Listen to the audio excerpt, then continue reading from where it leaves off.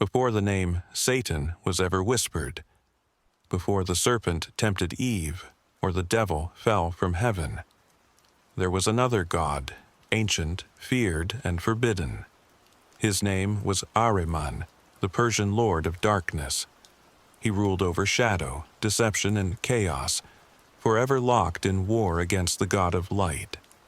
And centuries before Christianity spoke of the devil, the world already knew this power, a being who embodied pure evil itself. When the exiled prophets of Israel came face to face with Persian belief, their understanding of good and evil changed forever. Out of that ancient darkness, a new figure would rise, the adversary, the tempter, the enemy of God. This is the true pagan origin of the devil, the forbidden story of how a Persian god of evil became Satan. What if everything you thought you knew about the origin of evil was wrong? What if the very concept of Satan, the ultimate embodiment of darkness that has shaped Western civilization for over 2,000 years, didn't actually originate in the dusty scrolls of ancient Hebrew scripture? Tonight, we're about to embark on a journey that will challenge everything you've been taught about good and evil, light and darkness, and the cosmic battle that supposedly defines our spiritual reality. Because buried beneath centuries of religious doctrine and theological interpretation lies a truth so shocking, so fundamentally paradigm-shifting, that it threatens our entire understanding of how the concept of ultimate evil entered human consciousness. We're not talking about some obscure historical footnote or academic curiosity. We're talking about the smoking gun that reveals how an ancient Persian deity became the blueprint for what billions of people now recognize as the devil himself. The implications of what we're about to uncover extend far beyond religious studies or ancient history. This is about understanding how ideas migrate across cultures, how conquered peoples influence their conquerors, and how the most fundamental concepts of morality and spirituality that govern our world today may have origins that would shock the very believers who hold them sacred. But here's what makes this investigation truly disturbing. The evidence has been hiding in plain sight for centuries. Scholars have known these connections exist, yet somehow this knowledge has been systematically excluded from mainstream religious education. Why? Because acknowledging the Persian origins of Satan would force us to confront uncomfortable questions about the nature of religious truth itself. Tonight, we're going to trace the evolutionary path of evil incarnate. We'll follow the transformation of a Zoroastrian deity of darkness as it traveled through conquered territories, infiltrated Jewish thought during the Babylonian exile, and ultimately became the Satan of Christian theology. We'll examine how political upheaval and cultural exchange shaped the very foundations of Western religious thought in ways that most believers have never imagined. The story begins not in the Garden of Eden, not in the rebellious halls of heaven, but in the ancient Persian Empire under the rule of Cyrus the Great. Here, in the birthplace of one of history's most sophisticated religious systems, we encounter Angra Mainyu, the destructive spirit whose characteristics would prove remarkably familiar to anyone acquainted with later concepts of Satan. Zoroastrianism, founded by the prophet Zoroaster sometime between 628 and 551 BCE, introduced something revolutionary to human religious thought. For the first time in recorded history, we see a fully developed cosmic dualism, where good and evil exist as an equal opposing forces in an eternal struggle for dominance. This wasn't the subordinate devil of later Christianity, serving ultimately under God's sovereign control. This was genuine dualism, where Ahura Mazda, the wise lord of light and truth, faced off against Angra Mainyu, the destructive spirit of darkness and deceit. The parallels between Angra Mainyu and the later Christian Satan are not subtle. Both are cosmic rebels who oppose the supreme deity. Both are associated with deception, destruction, and the corruption of divine creation. Both lead armies of demonic followers in spiritual warfare against the forces of good. Both are destined for ultimate defeat, yet both wield terrifying power in the present age. But here's where the story becomes truly fascinating. The Jews, who would later develop their own concepts of Satan, had no such developed adversarial figure in their earliest religious traditions.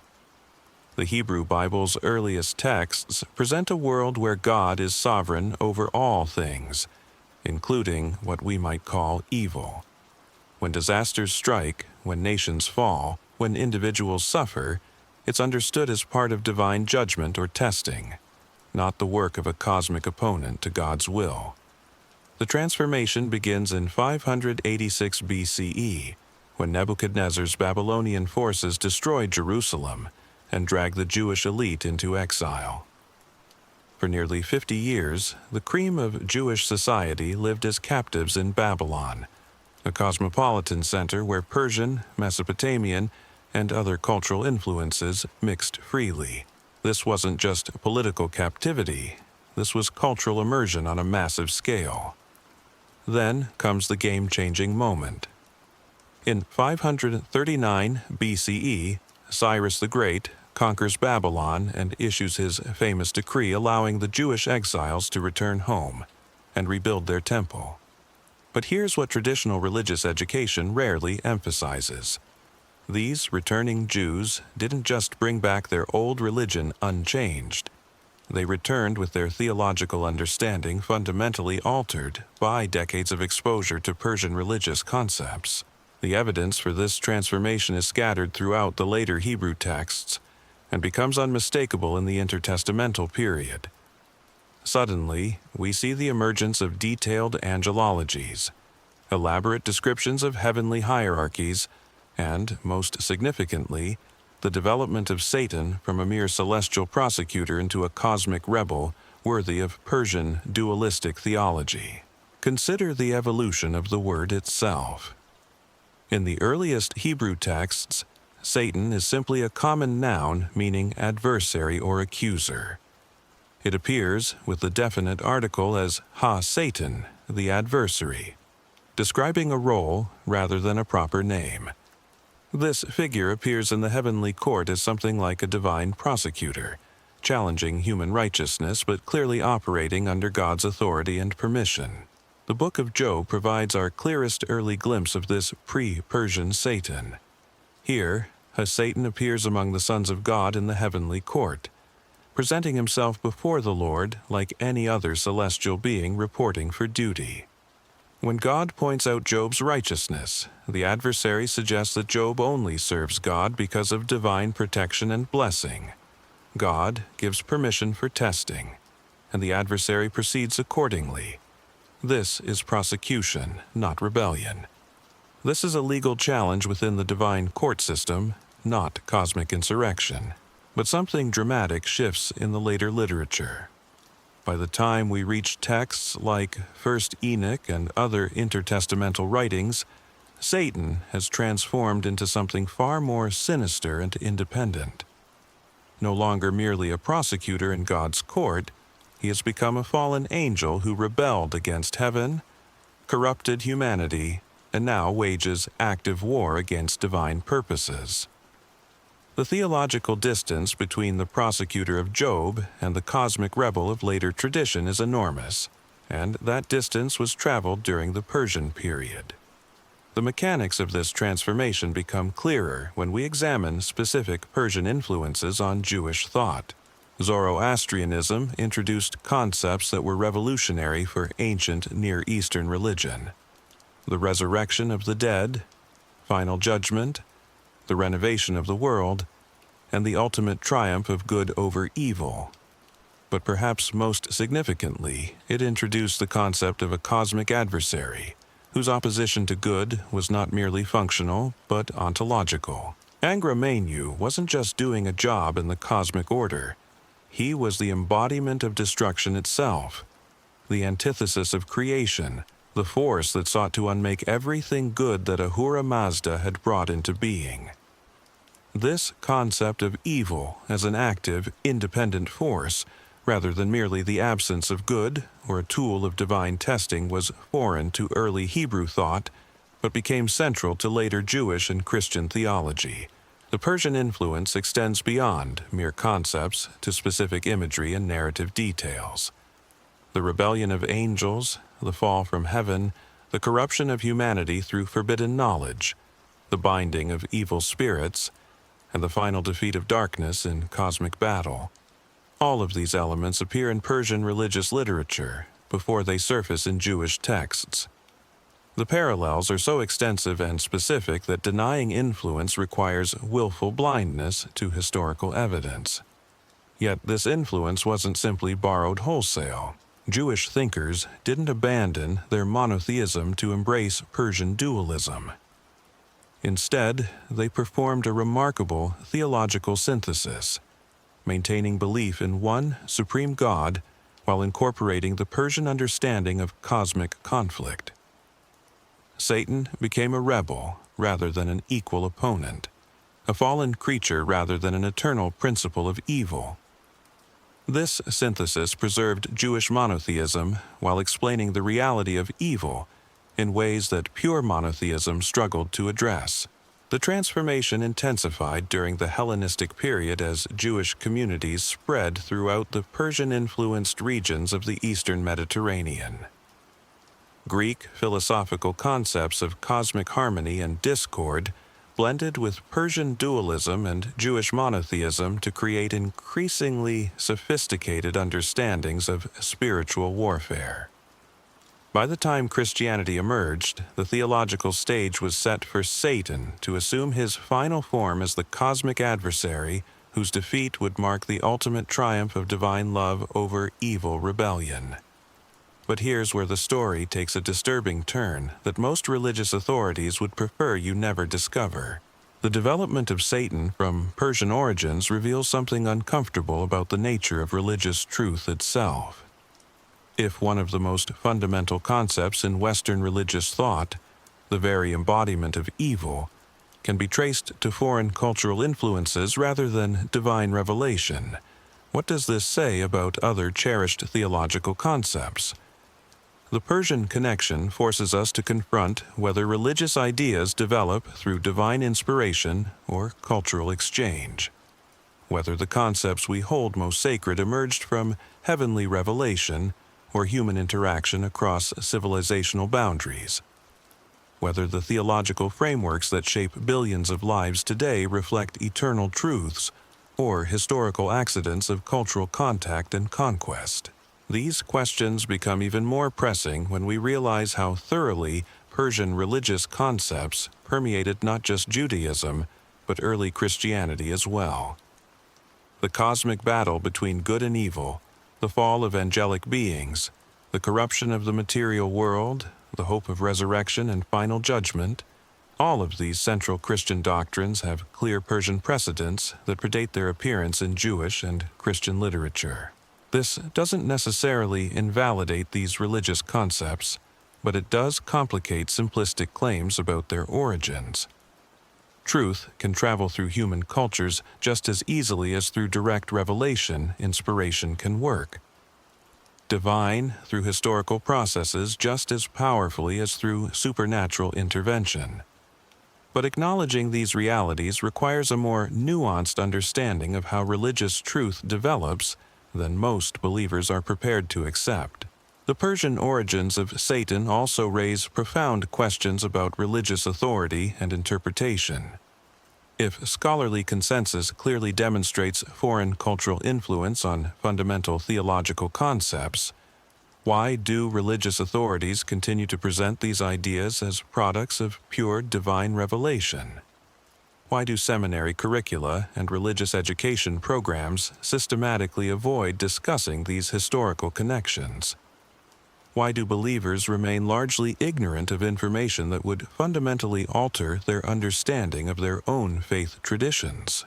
The answers to these questions touch on issues of institutional power, theological certainty, and the psychology of religious belief.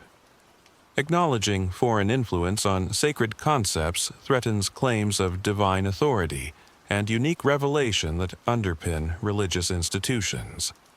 It introduces ambiguity into systems that depend on certainty. It suggests that truth might be found in multiple traditions rather than exclusively in one's own. As we prepare to delve deeper into the specific mechanisms by which Ahriman became Satan, as we examine the textual evidence for Persian influence on Jewish demonology, as we trace the evolution of evil through centuries of cultural exchange and theological development, we must confront a question that will determine how honestly we can engage with this historical evidence. Are you prepared to follow the truth wherever it leads, even if it challenges everything you thought you knew about the cosmic battle between good and evil? The evidence for this theological transformation becomes undeniable when we examine the specific texts that emerged during and after the Persian period. But what scholars have discovered goes far beyond simple borrowing of concepts. We're looking at a systematic integration of Persian religious imagery, mythological frameworks, and eschatological expectations that fundamentally altered how Jewish thinkers understood the nature of evil itself. Consider the book of 1st Enoch, composed during the 3rd and 2nd centuries BCE, long after Persian influence had permeated Jewish thought. Here, we encounter detailed descriptions of fallen angels led by figures like Azazel and Semjaza, beings who rebel against heaven, corrupt humanity through forbidden knowledge, and face ultimate judgment and imprisonment. The narrative structure, the cosmic scope, and even specific details mirror Persian accounts of spiritual rebellion that predate Jewish literature by centuries. But the most striking evidence appears in the way these texts describe the fallen angels' punishment. They're not simply destroyed or annihilated, as we might expect from purely Hebrew concepts of divine justice. Instead, they're bound in darkness, imprisoned in valleys of fire, awaiting final judgment at the end of time. This imagery of cosmic imprisonment, of evil beings held in check until a final reckoning, appears throughout Persian religious literature describing the fate of Ahriman's demonic followers. The Persian influence extends beyond narrative structure into specific theological concepts that would become central to later Christian understanding. The idea that evil entered the world through angelic rebellion rather than human choice represents a fundamental shift from earlier Hebrew thought. In Genesis, human beings choose disobedience and face consequences. In the Persian-influenced literature, cosmic evil predates and influences human choice, creating a framework where humanity becomes victim as much as perpetrator. This shift has profound implications that most believers never consider. If evil originates from cosmic rebellion rather than human choice, then human beings need rescue from forces beyond their control rather than forgiveness for their own decisions. This theological adjustment, borrowed from Persian dualism, laid the groundwork for later Christian concepts of salvation that emphasize divine intervention rather than human responsibility. The transformation becomes even more apparent when we examine how Persian imagery influenced Jewish descriptions of the end times. Zoroastrian eschatology envisioned a final battle between the forces of light and darkness, followed by the resurrection of the dead, final judgment, and the renovation of the world. These concepts were foreign to early Hebrew thought, which focused primarily on national restoration and divine blessing in the present age. Yet, by the intertestamental period, Jewish literature overflows with Persian-influenced apocalyptic imagery. The war scroll from Qumran describes cosmic battle between the sons of light and the sons of darkness, using language and concepts that mirror Zoroastrian texts. The Book of Daniel introduces resurrection of the dead and final judgment in ways that parallel Persian expectations. The transformation is so complete that later readers assumed these concepts were originally Jewish, rather than borrowed from foreign sources. The Persian connection explains peculiarities in Jewish literature that traditional interpretation struggles to address. Why do detailed descriptions of angelic hierarchies suddenly appear in texts written after the Babylonian exile? Why do elaborate accounts of spiritual warfare emerge in a religious tradition that previously emphasized divine sovereignty over all forces? Why do concepts of cosmic dualism infiltrate a monotheistic faith system? The answer lies in the sophisticated theological synthesis that Jewish thinkers achieved during the Persian period. They didn't abandon monotheism, but they incorporated Persian insights about the reality of evil into their understanding of how one God governs a world where darkness seems to wield independent power. Satan became the solution to this theological puzzle, a rebel rather than an equal, a creature rather than a creator, a temporary opponent rather than an eternal principle. But the Persian influence on Satan's development involved more than abstract theological concepts. Specific mythological details migrated from Persian to Jewish literature with remarkable precision.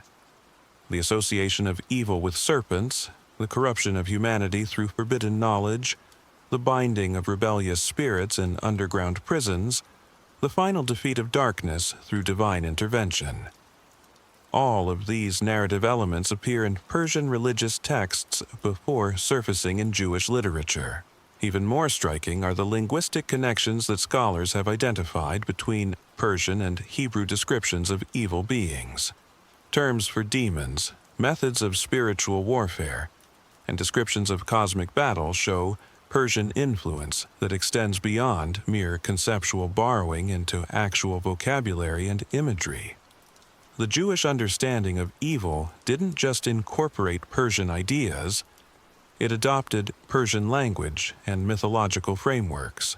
This linguistic evidence reveals something disturbing about how thoroughly Persian concepts penetrated Jewish thought. When religious communities borrow surface ideas from foreign cultures, the influence usually remains superficial and easily identified.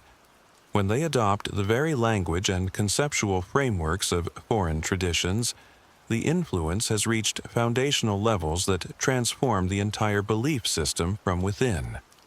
The transformation of Satan from Persian origins also explains why Jewish concepts of evil seem so different from other ancient Near Eastern traditions. Mesopotamian religions understood evil as chaos that threatened cosmic order. Egyptian traditions saw evil as deception that corrupted divine truth. But neither developed the concept of evil as cosmic rebellion against supreme divine authority that characterizes later Jewish and Christian thought. This concept of rebellious evil, evil that actively opposes divine purposes rather than merely representing chaos or deception, comes directly from Persian dualism. Angra Mainyu wasn't just disorder or falsehood. He was active opposition to everything Ahura Mazda represented. This understanding of evil as rebellion rather than absence, as active opposition rather than mere corruption, fundamentally altered how Jewish thinkers understood humanity's spiritual condition. The Persian influence extended beyond concepts of evil into broader theological frameworks that would define later Christian thought. The cosmic battle between good and evil, the fall of spiritual beings from heaven, the corruption of the material world through spiritual rebellion, the hope of final victory over darkness. All of these themes that seem so central to Christian theology have clear Persian precedents that predate their appearance in Jewish and Christian literature. Yet recognizing these Persian origins doesn't diminish the sophistication of Jewish theological development. Jewish thinkers didn't simply copy Persian concepts, they transformed them through integration monot with Hebrew historical experience. The Heism and result was a theological synthesis that preserved the insights of Persian dualism while maintaining commitment to one supreme God who ultimately controls even rebellious forces. This synthesis required remarkable intellectual sophistication. How do you maintain belief in one all-powerful God while acknowledging the reality of evil that seems to operate independently of divine will? How do you preserve divine sovereignty while explaining why good people suffer and evil people prosper? How do you account for cosmic injustice without falling into the dualism that makes good and evil eternal equals? The development of Satan as cosmic rebel provided the solution. Evil could be real and powerful without being eternal or equal to God. Suffering could result from spiritual without indicating warfare divine weakness or indifference. Injustice could persist temporarily without undermining ultimate divine justice. Satan became the theological bridge that allowed Jewish thinkers to acknowledge Persian insights about evil, while maintaining Hebrew commitments to monotheism. But this theological sophistication came at a cost that most believers never recognize. The Persian-influenced understanding of evil shifted attention from human moral responsibility to cosmic spiritual warfare.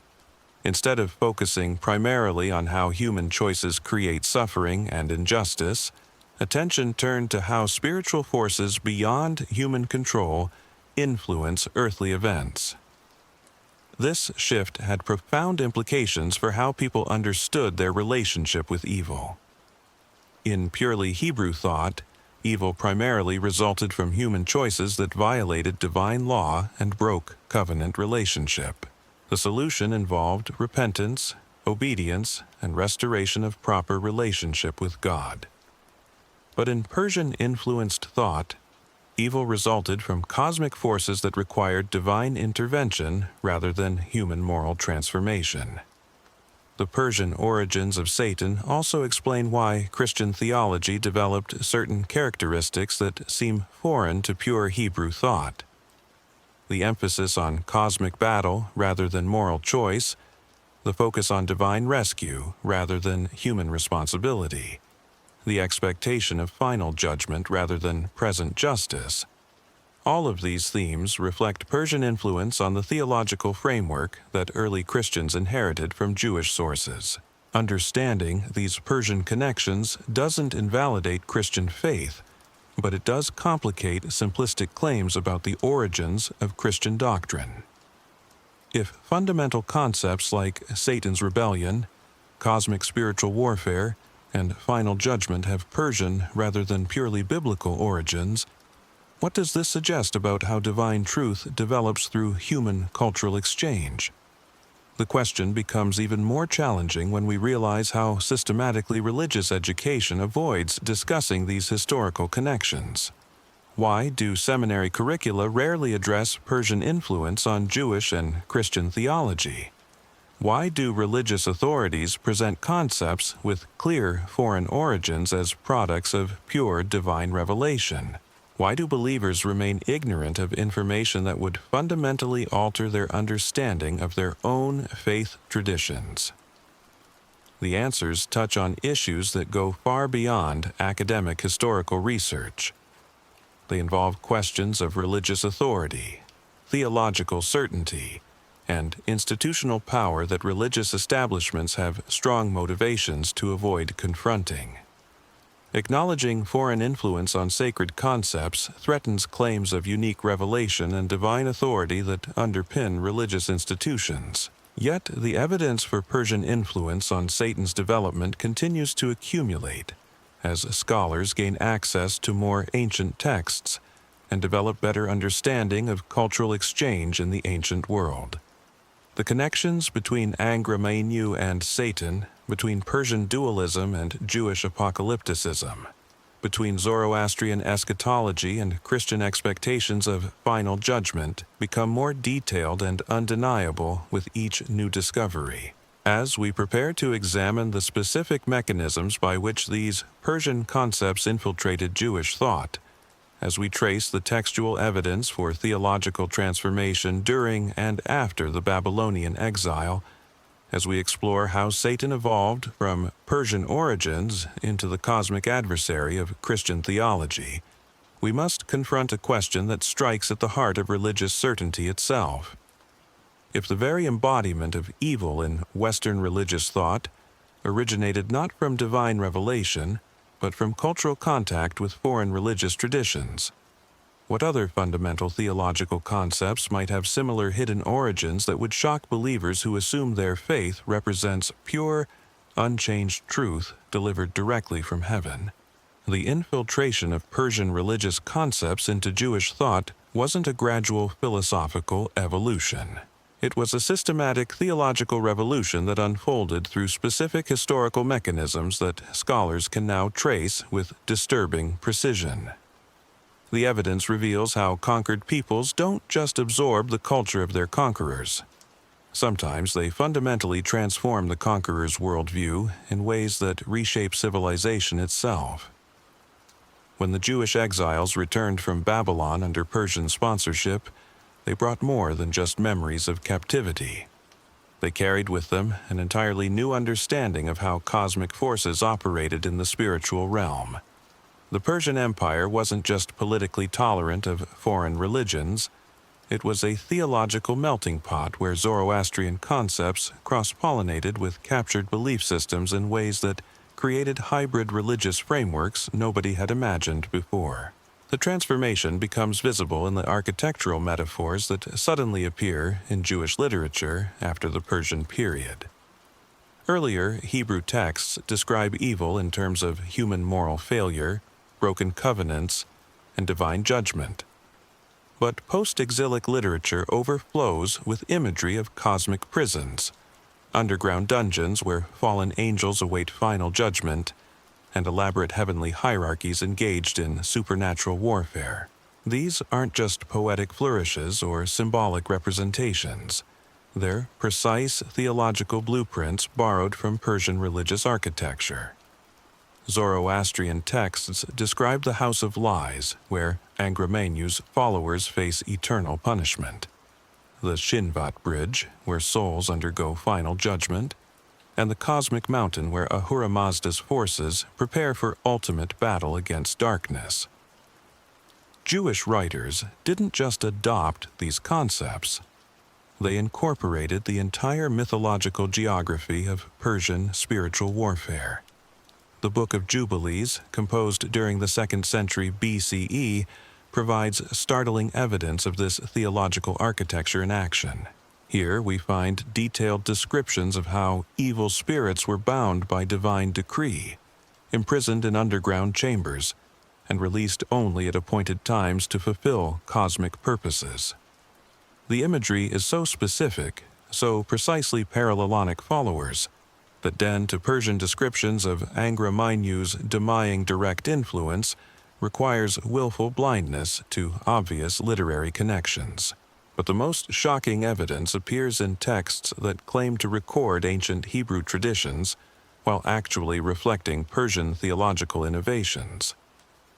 The Testament of the 12 Patriarchs presents itself as the dying words of Jacob's sons, yet it overflows with Persian-influenced descriptions of spiritual warfare, angelic hierarchies, and cosmic dualism that would have been completely foreign to the historical patriarchs.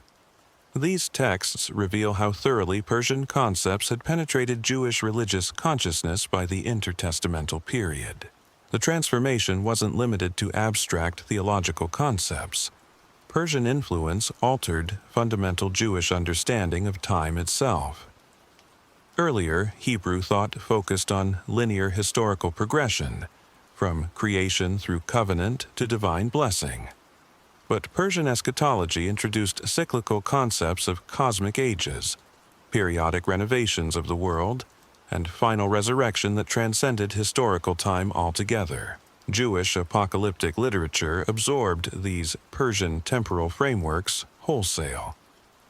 The Book of Daniel introduces the concept of predetermined historical periods leading to final judgment in ways that mirror Zoroastrian expectations of cosmic renewal. First, Enoch describes elaborate chronologies of angelic rebellion and divine intervention that parallel Persian myths about the eternal struggle between light and darkness. The very structure of time in Jewish thought had been fundamentally altered by Persian influence. This temporal transformation carried profound implications for how evil was understood to operate in human history. In purely Hebrew thought, evil resulted from human choices that violated divine law within historical time. But Persian-influenced thought understood evil as cosmic rebellion that transcended historical circumstances and required intervention from outside time altogether. Satan became not just a prosecutor in God's court, but an eternal adversary whose defeat would require cosmic renovation beyond ordinary historical processes. The Persian influence extended into specific ritual and magical practices that would later influence both Jewish and Christian approaches to spiritual warfare. Zoroastrian texts describe elaborate procedures for binding evil spirits, protecting communities from demonic influence, and invoking divine power against supernatural enemies. These practices appear in Jewish magical papyri and early Christian exorcism rituals with remarkable precision. The Dead Sea Scrolls provide disturbing evidence of how completely these Persian practices had been integrated into Jewish religious life. The War Rule describes specific battle formations for cosmic conflict between the Sons of Light and the Sons of Darkness, using terminology and tactical concepts that mirror Zoroastrian descriptions of final battle between Ahura Mazda's forces and Angra Mainyu's demons. This wasn't just theological borrowing. This was operational integration of foreign spiritual warfare techniques into Jewish religious practice. Even more shocking is the evidence for Persian influence on Jewish understanding of divine revelation itself. Zoroastrian tradition emphasized progressive revelation through successive prophets who received increasingly complete understanding of cosmic truth. This concept of developing revelation was foreign to earlier Hebrew thought, which understood divine communication as complete and unchanging covenant relationship. Yet post-exilic Jewish literature overflows with claims of new revelations, secret knowledge delivered through angelic intermediaries, and progressive understanding of mysteries hidden since creation. The very concept of apocalyptic revelation, of hidden knowledge about cosmic conflict and future judgment, reflects Persian influence on how Jews understood divine communication. The mechanism by which God spoke to his people had been fundamentally altered by exposure to Persian religious concepts. The transformation becomes even more disturbing when we examine how Persian influence affected Jewish understanding of human nature itself. Earlier, Hebrew thought understood humans as responsible moral agents who could choose obedience or rebellion within covenant relationship. But Persian dualism introduced concepts of cosmic influence that diminished human moral agency in favor of spiritual warfare between forces beyond human control. This shift appears clearly in texts like the Testament of Reuben, which describes how evil spirits influence human behavior through manipulation of bodily appetites and emotional states. The focus shifts from human moral responsibility to cosmic spiritual influence, from covenant obedience to protection from demonic attack. The very nature of human moral experience had been redefined through Persian theological influence. The Persian origins of Satan also explain why Jewish concepts of afterlife underwent such dramatic transformation during and after the exile. Earlier, Hebrew thought focused primarily on national blessing and restoration within historical time. Individual survival after death was rarely discussed and never developed into systematic doctrine. But Persian religion emphasized individual judgment after death, resurrection of the body, and eternal reward or punishment based on moral choices made during earthly life. These concepts appear in Jewish literature only after the Persian period, and they appear with specific details that mirror Zoroastrian descriptions of post-mortem judgment and cosmic renovation. The Book of 2 Maccabees introduces resurrection doctrine using language and imagery that parallels Persian texts about souls crossing the Chinvat Bridge to face judgment before Ahura Mazda. The Wisdom of Solomon describes the fate of righteous and wicked souls in terms that echo Zoroastrian expectations about eternal reward and punishment. The entire Jewish understanding of individual destiny after death had been revolutionized through Persian influence. This transformation of afterlife expectations carried profound implications for how evil was understood to affect human destiny. If individual souls faced eternal judgment based on moral choices influenced by cosmic spiritual warfare, then Satan's role expanded far beyond prosecuting covenant violations. He became the cosmic adversary, whose influence could determine eternal destiny for every human being who ever lived. The Persian connection also explains the sudden appearance of detailed angelology in Jewish literature after the exile. Earlier, Hebrew texts mention divine messengers and heavenly beings, but they never develop systematic hierarchies or elaborate descriptions of angelic functions and authorities. Persian religion featured complex hierarchies of divine beings, each with specific roles in cosmic administration and spiritual warfare. Ahura Mazda ruled through intermediary deities who governed various aspects of creation and opposed corresponding demons led by Angra Mainyu. This organizational structure provided the template for Jewish development of elaborate angelic hierarchies that appear in texts like 1 Enoch and the Testament of the 12 Patriarchs. The transformation was so complete that later Jewish and Christian readers assumed these detailed angelologies represented original Hebrew revelation rather than Persian theological innovation. The foreign origins of these concepts had been so thoroughly integrated into Jewish religious consciousness that their borrowed nature became invisible to subsequent generations. But perhaps the most significant Persian influence involved the concept of cosmic history itself. Zoroastrian thought understood all existence as temporary battlefield between eternal principles of good and evil, leading to final renovation when good would triumph and evil would be permanently defeated. This understanding of history as cosmic conflict with predetermined resolution was foreign to earlier Hebrew thought, which focused on covenant relationship between God and chosen people within ongoing historical time. Jewish apocalyptic literature absorbed this Persian framework completely. History became cosmic warfare between divine and demonic forces, leading to final judgment when God would defeat Satan and establish eternal kingdom. The very purpose of human existence had been redefined through Persian theological influence, transforming Jews from covenant people seeking historical blessing into cosmic warriors awaiting final victory over evil. This redefinition carried implications that most believers never recognize. If human history is primarily cosmic battlefield between good and evil forces, then human moral agency becomes secondary to spiritual warfare beyond human control.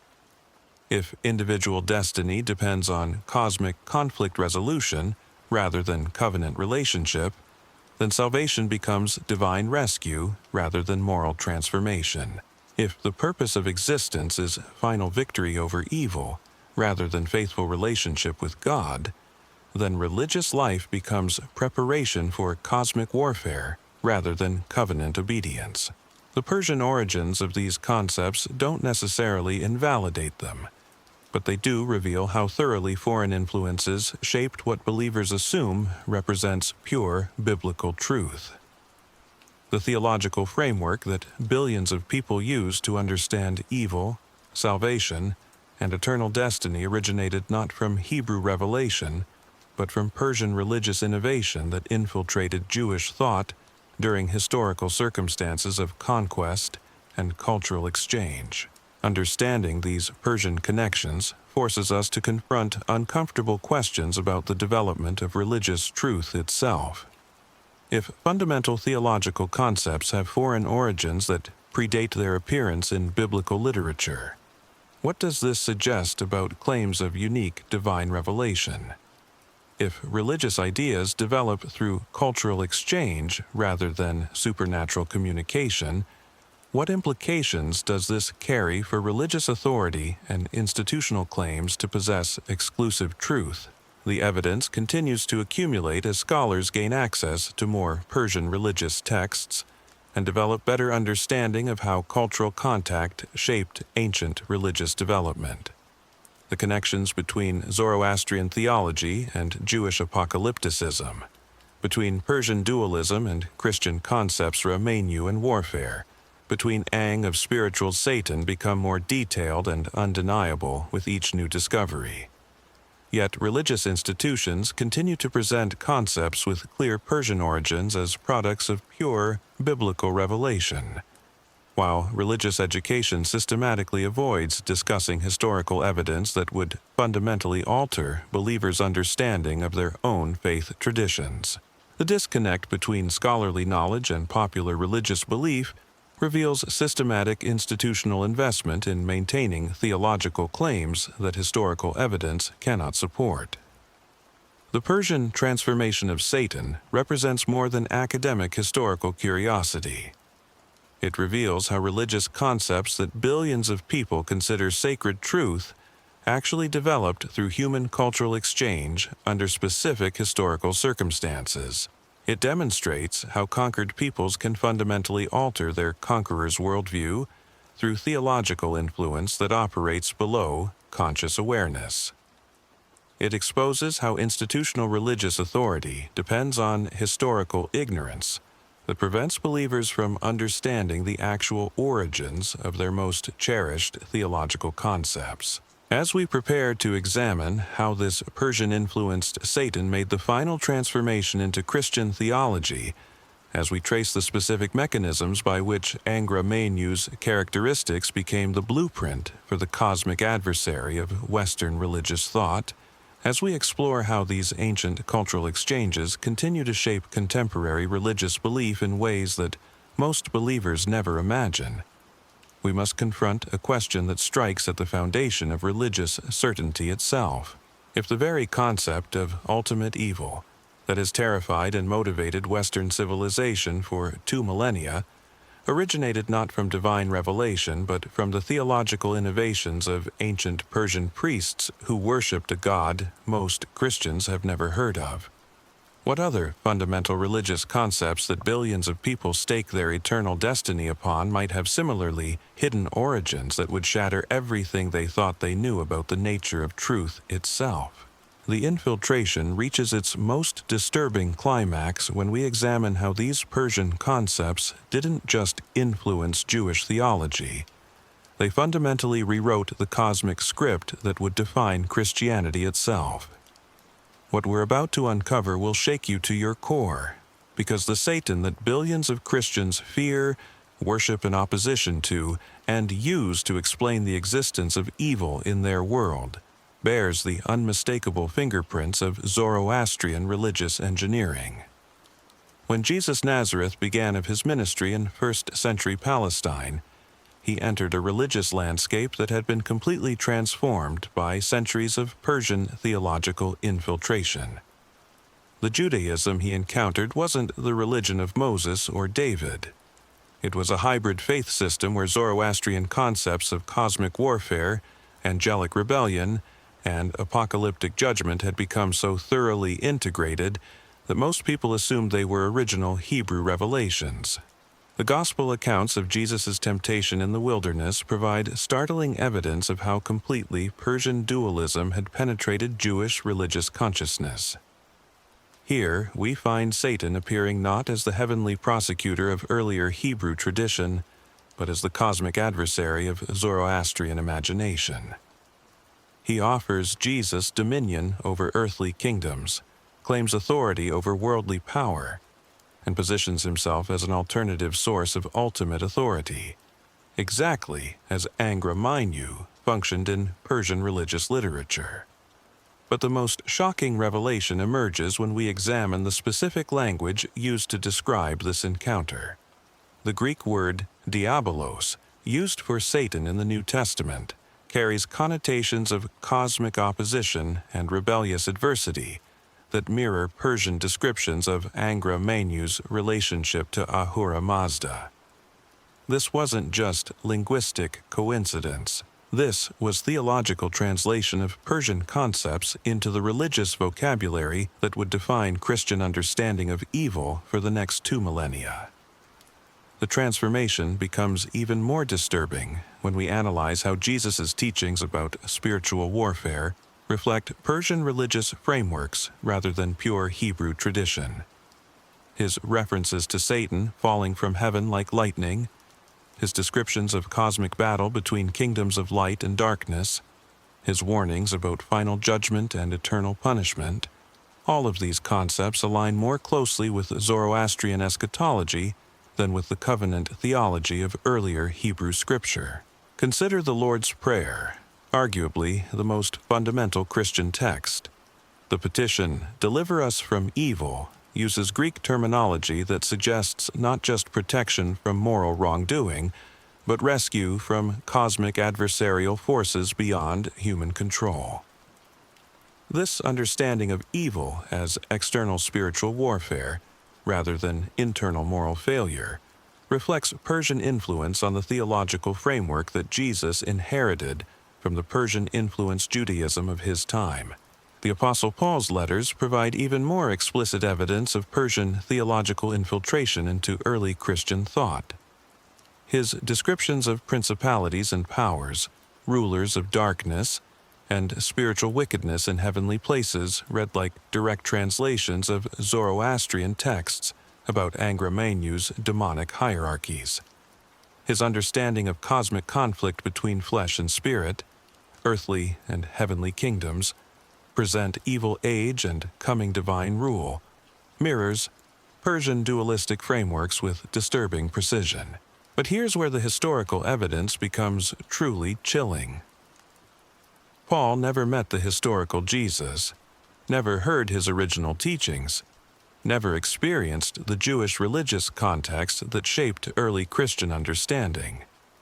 His theological education occurred in Tarsus, a cosmopolitan center where Persian, Greek, and Jewish influences mixed freely. The Christianity that Paul developed and spread throughout the Roman Empire wasn't just influenced by Persian concepts. It was fundamentally structured by Persian religious frameworks that he encountered in this multicultural environment. The Book of Revelation provides the most extensive evidence of Persian influence on Christian theology. Its elaborate descriptions of cosmic warfare, dragon-like beasts representing evil powers, final battle between divine and demonic forces, and ultimate renovation of creation through divine victory mirror Zoroastrian apocalyptic literature with remarkable specificity. The very structure of Christian eschatology, the expectation of final conflict followed by cosmic renewal, comes directly from Persian religious imagination rather than Hebrew prophetic tradition. Even more disturbing is how Revelation transforms Satan from the prosecutorial figure of Hebrew scripture into the cosmic dragon of Persian mythology. The text describes him as the ancient serpent who deceives the whole world, the adversary who wages war against God's people, the defeated enemy who will be bound for 1,000 years before final destruction. This imagery appears throughout Persian texts describing Ahriman's ultimate fate, yet most Christians assume it represents pure biblical revelation delivered directly from God. The early church fathers provide additional evidence of how thoroughly Persian concepts had penetrated Christian theological development. Justin Martyr's descriptions of demonic influence on human behavior, Origen's elaborate angelology and cosmic hierarchies, Augustine's understanding of original sin and cosmic corruption. All of these foundational Christian doctrines reflect Persian theological innovations rather than pure biblical exegesis. What makes this influence particularly insidious is how it operated below conscious awareness. These early Christian thinkers didn't deliberately borrow from Persian sources. They inherited theological frameworks that had been shaped by centuries of Persian influence on Jewish thought, then developed Christian doctrine within these Persian-influenced conceptual structures, without recognizing their foreign origins. The Persian fingerprints appear in specific details that most believers never notice.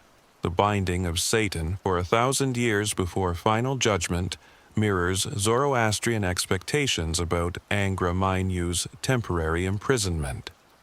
The resurrection of the dead, followed by final separation of righteous and wicked, reflects Persian beliefs about cosmic renovation and eternal judgment. The expectation of new heaven and new earth where evil will be permanently eliminated echoes Zoroastrian prophecies about the final triumph of light over darkness. Even the Christian understanding of salvation itself bears Persian theological DNA. The concept of divine rescue from cosmic forces beyond human control, rather than restoration of covenant relationship through moral transformation, reflects Persian dualism more than Hebrew monotheism. The emphasis on faith in divine intervention rather than obedience to divine law, on spiritual warfare rather than moral responsibility, on cosmic victory rather than covenantal faithfulness, all of these characteristics of Christian teleology align so more closely with Persian religious concepts than with pure Hebrew tradition. The Persian influence extended beyond theological concepts into specific ritual and practical elements that would define Christian religious life.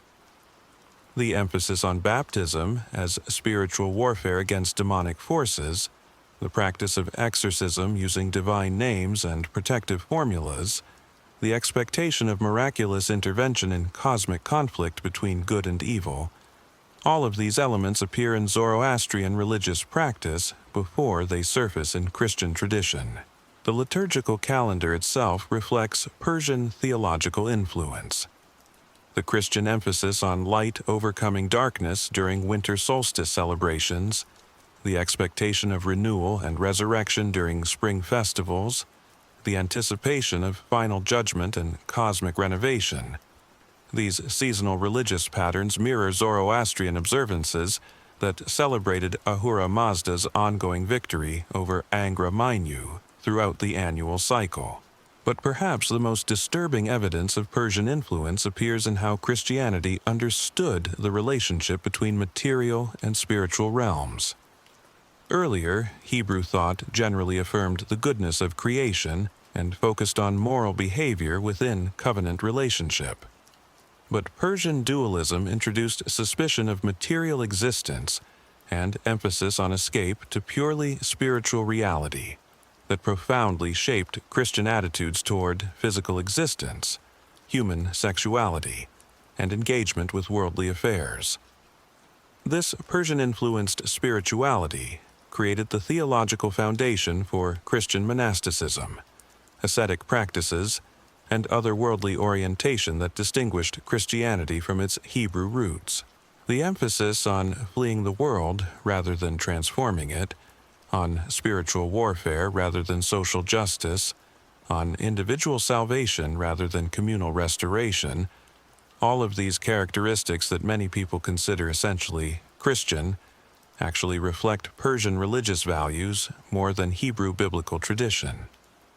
The transformation was so complete that by the 4th century, when Christianity became the official religion of the Roman Empire, the Persian-influenced version had completely displaced earlier Hebrew-influenced Christian communities. The Ebionites, Nazarenes, and other Jewish Christian groups that maintained stronger connections to original Hebrew Christianity were declared heretical and systematically eliminated, leaving only the Persian-influenced version to define what Christianity would become for future generations. This historical development reveals something terrifying about how religious truth develops through human cultural processes rather than divine revelation alone.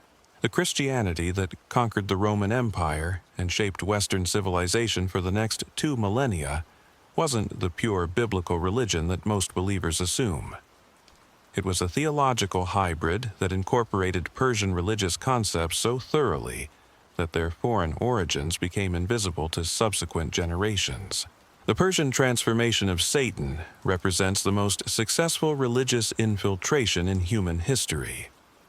A deity from the Zoroastrian pantheon became the cosmic adversary of Christian theology, without most believers ever realizing that their understanding of ultimate evil originated in a foreign religious tradition they had never heard of. The theological framework that billions of people use to understand good and evil, salvation and damnation, spiritual warfare and eternal destiny, was fundamentally shaped by Persian priests who lived centuries before Christ and worshipped gods whose names never appear in Christian scripture. Yet religious institutions continue to present this Persian-influenced theology as pure biblical truth, while systematically avoiding any discussion of historical evidence that would reveal its foreign origins. Seminary curricula ignore Persian influence on Christian doctrine. Religious education programs never mention Zoroastrian connections to fundamental Christian beliefs. Believers remain ignorant of information that would completely transform their understanding of their own faith tradition. The disconnect between scholarly knowledge and popular religious belief reveals systematic institutional investment in maintaining theological claims that historical evidence cannot support. Religious authorities understand that acknowledging Persian origins of fundamental Christian concepts would undermine claims of unique divine revelation and exclusive truth that underpin institutional religious authority. But the evidence continues to accumulate as scholars gain access to more Persian religious texts and develop better understanding of how cultural contact shaped ancient religious development. The connections between Zoroastrian theology and Christian doctrine, between Persian dualism and Christian concepts of spiritual warfare, between Angra Mainyu and Satan become more detailed and undeniable with each new archaeological discovery. The Persian origins of Satan force us to confront uncomfortable questions about the nature of religious truth itself. If the cosmic adversary that has shaped Western civilization's understanding of evil for 2 millennia originated not from biblical revelation, but from Persian religious innovation, what does this suggest about other fundamental Christian doctrines that believers assume represent pure divine truth? The implications extend far beyond academic historical research into the very foundation of religious authority and spiritual certainty. If religious concepts develop through human cultural exchange rather than supernatural revelation, if theological frameworks emerge from historical circumstances rather than divine communication, if fundamental beliefs have foreign origins that predate their appearance in sacred texts, then what basis exists for claims of exclusive religious truth or unique divine authority? Understanding the Persian origins of Satan doesn't necessarily invalidate Christian faith, but it does require a more nuanced understanding of how divine truth might work through human cultural processes rather than bypassing them entirely. It suggests that religious wisdom might emerge through intercultural dialogue and theological synthesis, rather than through isolated revelation to particular communities. It implies that truth might be found through engagement with diverse religious traditions, rather than through exclusive commitment to single doctrinal systems. Yet acknowledging these possibilities requires intellectual humility and theological flexibility that most religious institutions actively discourage. It demands recognition that human understanding of divine reality might be limited and culturally conditioned, rather than complete and universally applicable. It suggests that religious authority might need to be earned through wisdom and compassion, rather than claimed through institutional position and doctrinal orthodoxy. The Persian transformation of Satan reveals how profoundly human religious consciousness has been shaped by historical forces that most believers never recognize. The cosmic battle between good and evil that defines Western religious imagination, the expectation of final judgment and eternal punishment that motivates religious behavior, the understanding of salvation as divine rescue from spiritual warfare. All of these concepts that billions of people consider sacred truth actually originated from cultural exchange between ancient civilizations under specific historical circumstances. The story of how Ahriman became Satan demonstrates that religious ideas don't emerge in isolation, but develop through complex processes of cultural contact, theological synthesis, and historical transmission that operate according to human social dynamics rather than supernatural intervention alone. It shows how conquered peoples can fundamentally transform their conqueror's worldview through theological influence that reshapes entire civilizations without conscious awareness of what is happening.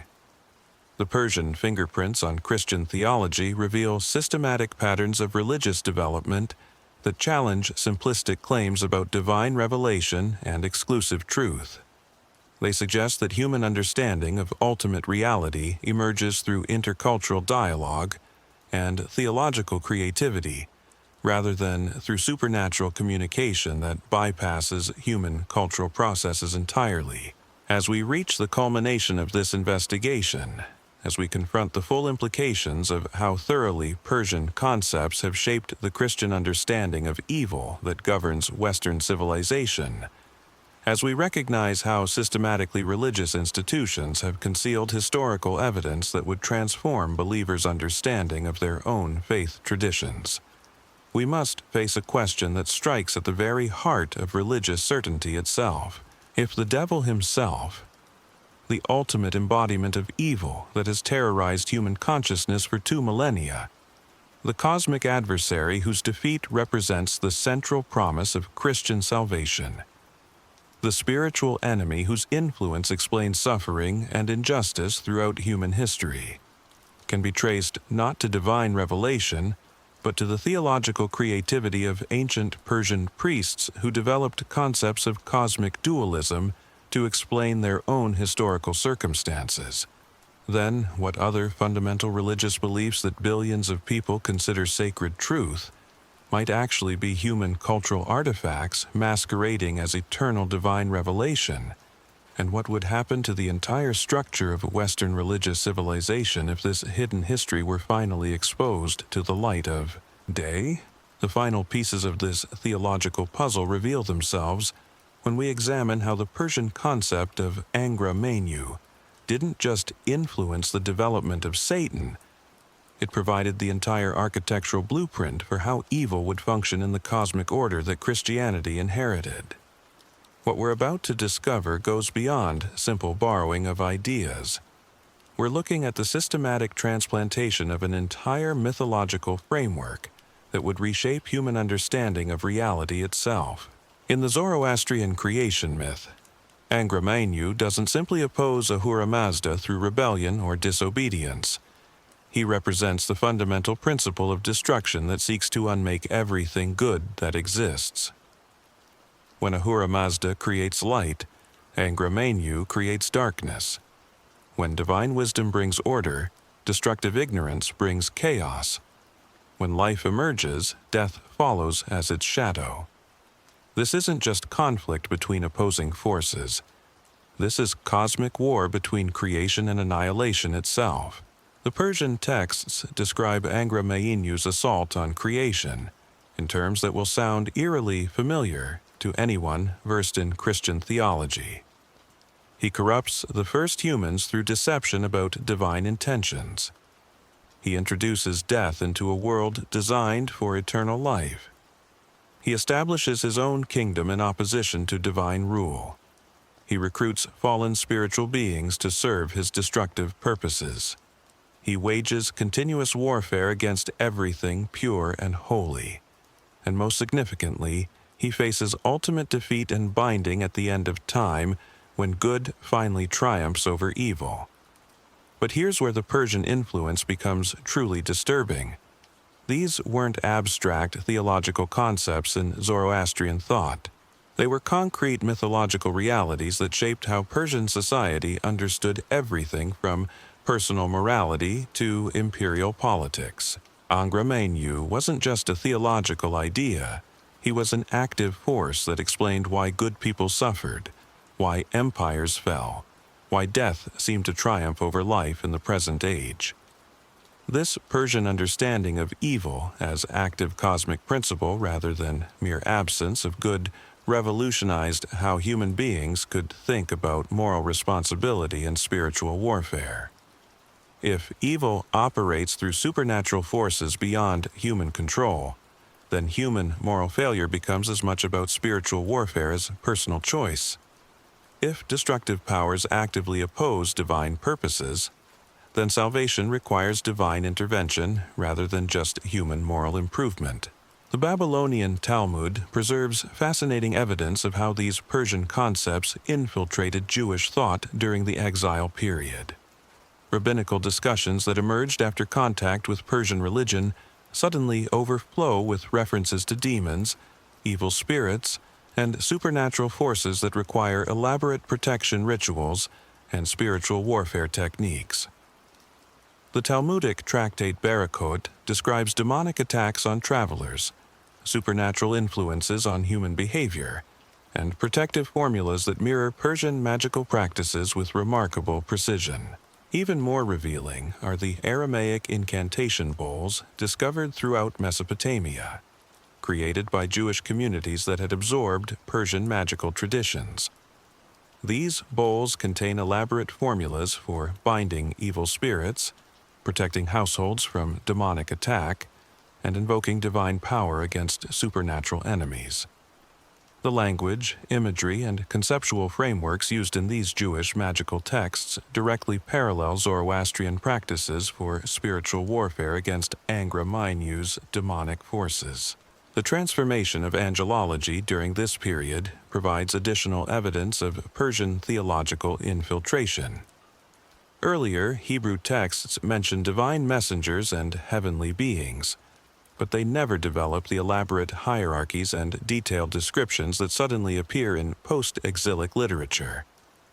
The Book of 1 Enoch presents archangels like Michael, Gabriel, Raphael, and Uriel with specific roles and authorities that mirror the structure of Persian divine hierarchies where different spiritual beings govern various aspects of cosmic administration. But the Persian influence extends beyond individual supernatural beings into entire mythological frameworks that would define how later Judaism and Christianity understood cosmic history.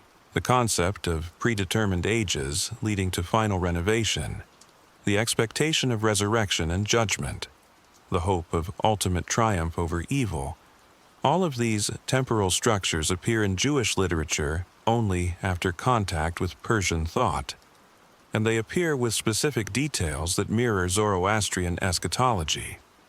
The Book of Daniel, composed during the height of Persian cultural influence, introduces the concept of predetermined historical periods, leading to divine intervention in ways that directly parallel Persian expectations of cosmic ages.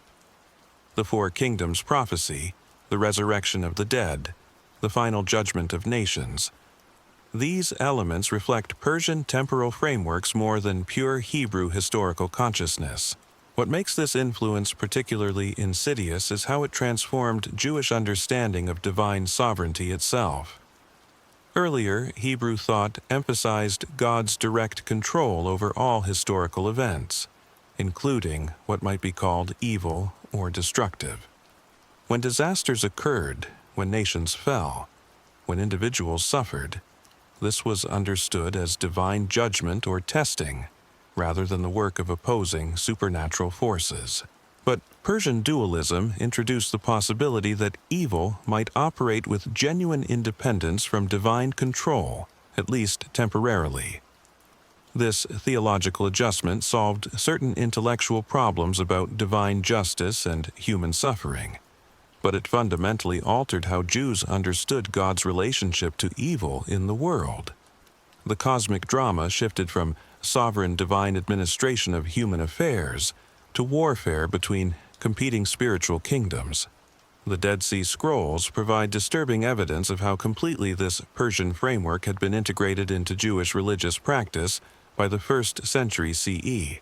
The community rule describes members as sons of light, engaged in cosmic warfare against sons of darkness, using terminology and conceptual structures that mirror Zoroastrian descriptions of conflict between Ahura Mazda's followers and Angra Mainyu's demons. The War Scroll presents even more explicit evidence of Persian influence, describing elaborate battle formations for spiritual conflict, specific weapons and tactics for cosmic warfare, and detailed expectations about final victory over evil forces. This wasn't just theological speculation. This was operational preparation for actual spiritual combat, using frameworks borrowed directly from Persian religious military traditions. But perhaps the most significant Persian contribution involved the transformation of eschatological expectations themselves. Earlier, Hebrew prophecy focused primarily on national restoration, return from exile, and divine blessing within historical time. The concept of individual resurrection, cosmic renovation, and eternal separation of righteous and wicked appears in Jewish literature only after Persian contact. And it appears with specific imagery and expectations that mirror Zoroastrian beliefs about post-mortem judgment and final renovation of creation. The Persian bridge between earth and heaven, the Chinvat bridge where souls face judgment after death, becomes the template for Jewish and later Christian understanding of individual accountability in cosmic context. The Zoroastrian concept of freshokhareti, the final renovation of creation when evil will be permanently eliminated, provides the framework for Jewish and Christian expectations about new heaven and new earth where righteousness dwells forever. These weren't minor theological adjustments or surface borrowings of interesting ideas. These were fundamental restructurings of how human beings understood their place in cosmic reality, their relationship to divine purposes, and their destiny beyond physical death. The Persian influence transformed Judaism from a primarily this-worldly covenant religion into an otherworldly apocalyptic faith that expected divine intervention to resolve cosmic conflict between good and evil. The transformation becomes even more disturbing when we examine how Persian concepts influenced the development of specific messianic expectations that would shape Christian origins. Earlier, Hebrew messianic hope focused on political restoration of Davidic monarchy and national independence from foreign oppression. But Persian influence introduced concepts of cosmic renovation, resurrection of the dead, and final judgment that transformed messianic expectations into apocalyptic drama. The Similitudes of Enoch, composed during the 1st century BCE, describes a messianic figure called the Son of Man, who judges between righteous and wicked, presides over resurrection of the dead, and establishes eternal kingdom where evil is permanently defeated. This imagery draws heavily from Persian expectations about the Saoshyant, the final savior who would complete Ahura Mazda's victory over Angra Mainyu and inaugurate cosmic renovation. When Jesus of Nazareth began his ministry using Son of Man language and apocalyptic imagery, he was drawing on theological frameworks that had been fundamentally shaped by Persian religious concepts. His references to cosmic judgment, resurrection of the dead, eternal punishment of the wicked, and final establishment of divine kingdom reflect Persian eschatological expectations more than pure Hebrew prophetic tradition. The Gospel of Matthew provides particularly clear evidence of Persian influence on early Christian messianic understanding. The Magi who visit the infant Jesus aren't just exotic wise men from distant lands. They're Zoroastrian priests whose presence signals recognition of cosmic significance by Persian religious authorities. Their gifts of gold, frankincense, and myrrh weren't random expensive presents but specific offerings used in Persian religious ceremonies for honoring divine beings. Even more revealing is how Matthew presents Jesus' ministry as fulfillment of expectations that align more closely with Persian messianic prophecy than with pure Hebrew scripture. The emphasis on light overcoming darkness, the expectation of final judgment and eternal punishment, the promise of resurrection renovation. These elements reflect and cosmic Persian theological frameworks that had been integrated into Jewish messianic hope during centuries of cultural contact. The Apostle Paul's understanding of Christ as cosmic victor over spiritual powers directly parallels Persian expectations about the Saotians' final triumph over Ahriman. Paul's description of Jesus' death and resurrection as decisive victory over principalities and powers, his expectation of final judgment when all enemies will be defeated, his promise of resurrection and cosmic renovation, all of these central Christian doctrines reflect Persian theological structures more than pure Hebrew covenant theology. The book of Revelation provides the most extensive evidence of Persian influence on Christian eschatology, presenting the final conflict between Christ and Satan in imagery that directly parallels Zoroastrian descriptions of ultimate battle between Ahura Mazda and Angra Mainyu, the dragon cast down from heaven, the beast from the abyss, the final battle at Armageddon, the binding of Satan for 1,000 years, the ultimate destruction of evil in lake of fire. All of these apocalyptic images appear in Persian religious literature before they surface in Christian texts. What makes this influence particularly chilling is how it transformed Christian understanding of salvation itself. Earlier, Hebrew concepts of salvation focused on deliverance from political oppression, restoration of covenant relationship, and divine blessing within historical community. But Persian-influenced Christian soteriology emphasizes rescue from cosmic spiritual warfare, escape from present evil age, and individual eternal destiny determined by cosmic conflict resolution. This shift from communal historical salvation to individual cosmic rescue reflects Persian dualistic understanding more than Hebrew monotheistic theology. The emphasis on faith in divine intervention rather than obedience to divine law, on spiritual warfare rather than covenant faithfulness, on otherworldly hope rather than this worldly transformation. All of these characteristics that many people consider essentially Christian actually derive from Persian religious frameworks rather than pure biblical revelation. The Persian transformation of Satan represents the most successful theological infiltration in human religious history. A destructive deity from the Zoroastrian pantheon became the cosmic adversary of Christian theology, without most believers ever recognizing that their understanding of ultimate evil originated in a foreign religious tradition whose very existence they remain ignorant of. The mythological framework that billions of people use to understand good and evil, spiritual warfare and eternal destiny, cosmic conflict and final judgment, was fundamentally shaped by Persian priests who developed concepts of religious dualism to explain their own cultural circumstances.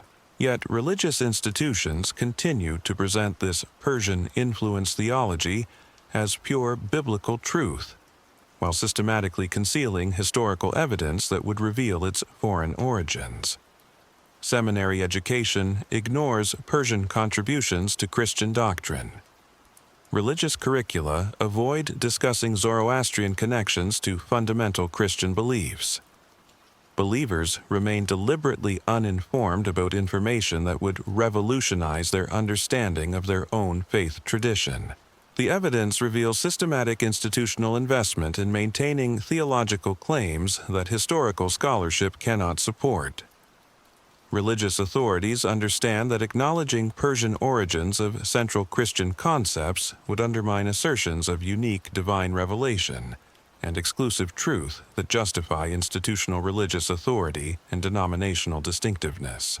But the historical connections between Persian religion and Christian theology continue to accumulate as scholars gain access to additional ancient texts and develop more sophisticated understanding of how cultural contact shaped religious development in the ancient world. The parallels between Zoroastrian mythology and Christian doctrine, between Persian dualism and Christian spiritual warfare, between Angra Mainyu and Satan become more detailed and undeniable with each archaeological discovery. The Persian origins of Satan force confrontation with uncomfortable questions about the development of religious truth through human cultural processes rather than supernatural revelation alone. If the cosmic adversary who has shaped Western civilization's understanding of evil for 2 millennia originated from Persian theological innovation rather than biblical revelation, what implications does this carry for other fundamental Christian doctrines that believers assume represent pure divine truth delivered directly from heaven? The transformation reveals how profoundly human religious consciousness has been influenced by historical forces that operate below conscious awareness. The theological frameworks that govern how billions of people understand ultimate reality, moral responsibility, spiritual warfare, and eternal destiny emerged through complex processes of cultural exchange and religious synthesis, rather than through isolated divine communication to particular communities. Understanding the Persian transformation of Satan doesn't necessarily invalidate Christian faith, but it does require recognition that religious truth might develop through intercultural dialogue and theological creativity rather than through supernatural revelation that bypasses human cultural processes entirely. It suggests that divine wisdom might work through historical circumstances and cross-cultural fertilization rather than through exclusive communication with isolated religious communities. Yet acknowledging these possibilities demands intellectual humility and theological flexibility that most religious institutions actively discourage. It requires recognition that human understanding of divine reality might be culturally conditioned and historically limited, rather than complete and universally applicable. It implies that religious authority should be earned through demonstrated wisdom and compassion, rather than claimed through institutional position and doctrinal orthodoxy. The story of how Ahriman became Satan demonstrates that religious ideas don't emerge in theological vacuum, but develop through intricate networks of cultural contact, historical transmission, and creative synthesis that operate according to recognizable social patterns rather than supernatural intervention alone. It reveals how thoroughly conquered peoples can transform their conqueror's worldview through theological influence that reshapes entire civilizations without conscious recognition of the transformation process. The Persian fingerprints throughout Christian theology expose systematic patterns of religious development that challenge simplistic claims about exclusive divine revelation and unique institutional authority. They suggest that human comprehension of ultimate truth emerges through ongoing intercultural conversation and theological innovation, rather than through supernatural communication that transcends human cultural limitations. As we reach the culmination of this investigation into the forbidden history of humanity's most feared supernatural enemy, as we confront the overwhelming evidence that the devil himself represents the successful infiltration of Persian religious concepts into the foundation of Western spiritual consciousness, as we recognize how systematically religious authorities have concealed historical documentation that would transform believers' understanding of their most fundamental theological assumptions, we must face a question that threatens to unravel the entire edifice of religious certainty that has governed human civilization for nearly 2 millennia. If the ultimate embodiment of evil that has terrorized human consciousness, motivated religious conversion, justified religious authority, and shaped moral behavior throughout Western history, can be traced not to divine revelation, but to the creative theological synthesis of ancient Persian priests responding to their own historical circumstances, then what prevents us from discovering that every other supernatural entity, every cosmic doctrine, every promise of eternal reward or punishment that forms the bedrock of religious belief systems might also be human cultural artifacts dressed up as eternal divine truth? And if this recognition spreads beyond academic circles into popular consciousness, what would remain of the religious institutions, theological certainties, and spiritual authority, ties that have claimed exclusive access to ultimate reality for thousands of years? The answer to that final question becomes even more terrifying when we examine what happened after Christianity's conquest of the Roman Empire. Because the Persian infiltration of Satan didn't end with theological concepts. It fundamentally rewired the entire apparatus of religious power and social control that would dominate Western civilization for the next millennium and a half. When Constantine legalized Christianity in 313 CE, he wasn't just accepting a new religion. He was institutionalizing a theological framework that had been fundamentally shaped by Persian dualistic concepts that most believers had never heard of. The cosmic battle between good and evil, the expectation of final judgment, the promise of eternal reward or punishment. All of these Persian-influenced ideas became the ideological foundation for an empire that would reshape human consciousness across 3 continents. But here's where the story takes a truly sinister turn. The Persian concept of Ahriman as active destroyer of divine creation provided the perfect theological tool for political manipulation and social control.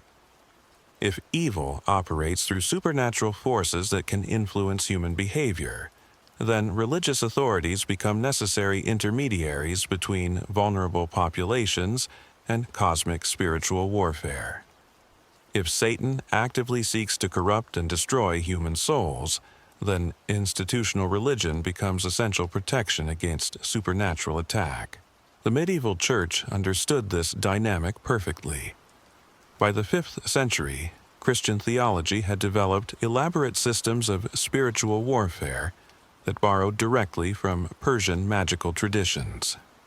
Exorcism rituals using divine names and protective formulas, elaborate hierarchies of demons requiring specific countermeasures, detailed procedures for binding evil spirits and protecting communities from supernatural attack.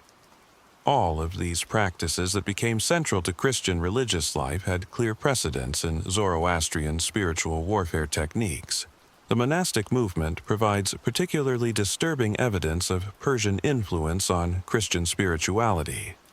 The Desert Fathers didn't just retreat from worldly temptation, they engaged in active combat against demonic forces using conceptual frameworks borrowed from Persian religious traditions.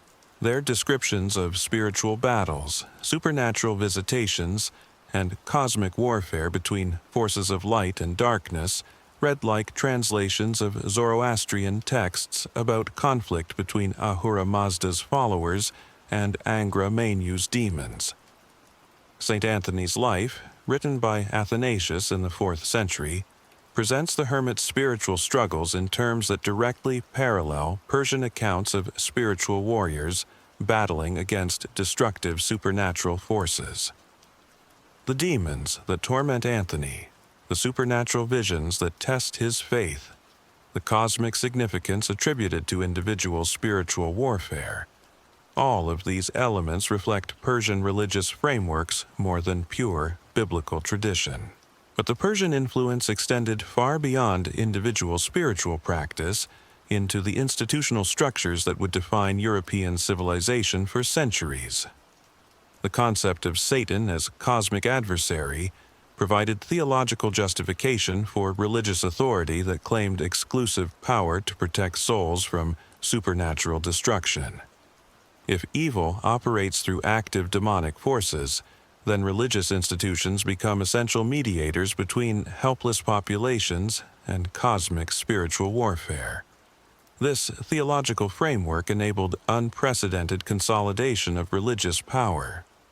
The Inquisition wasn't just about doctrinal orthodoxy, it was about protecting Christian society from Satan's influence using concepts of spiritual warfare borrowed directly from Persian religious traditions.